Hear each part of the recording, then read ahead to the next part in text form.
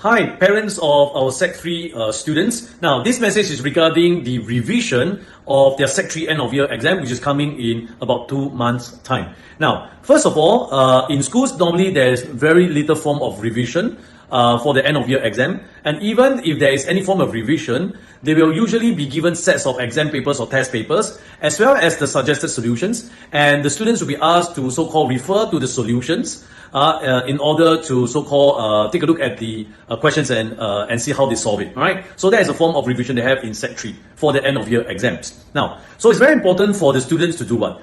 To do proper revision on their own. All right, self-revision. And it's important for them to go through every topics from the start all the way to the topics that are being tested. Why so? Because in chemistry, every topics are interrelated to each other. And probably for the first time in their life, which is in the Sec 3 end of year chemistry examination paper, they will see in a particular question, or in each question, there will be several topics that are being so-called tested together. And this is usually not seen in the past few months when they have their weighted assessments or their tests, whereby they are tested only on that one or two topics in their weighted assessments or tests once again. Right? So very important is for students to revise every topics from the start all the way to the topic that they are being tested on in their Sec 3 end of year exams. Now, how do we revise? All right, I've told your child before, chemistry is all about a three-step or three-stage process. Number one, they must be very good with the basic concepts, which are known as the stories, right? In every section in each topic. Second, which I think a lot of students are not very strong in, is to appreciate the associated keywords that is tagged to the concept. So every concept is associated with certain keywords. So they must give the examiners the keywords that they're looking out for.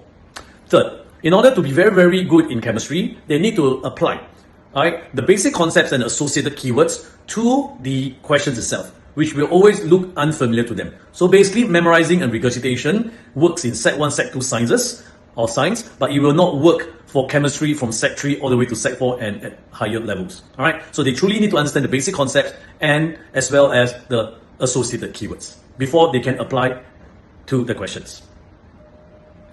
Now, talking about preparation for the Sec 3 end of year exams, there are certain fundamentals that all students must be good with when it comes to chemistry. All right. What are they? First, students must have the ability to write the chemical formula for every substances that they're being asked in exams.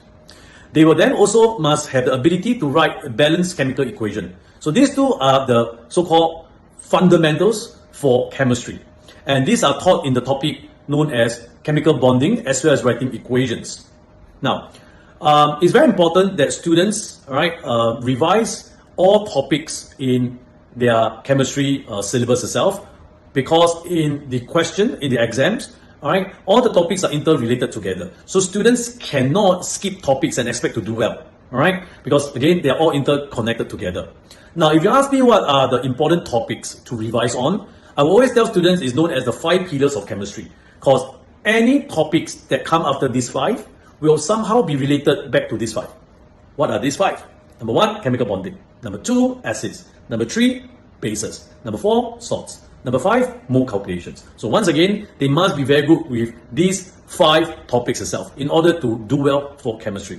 I hope this is useful to you, in helping your child and reminding them what to focus on in the next 2 months to prepare for the Sec 3 end of year chemistry examination. Thank you. This is Sean Chua once again.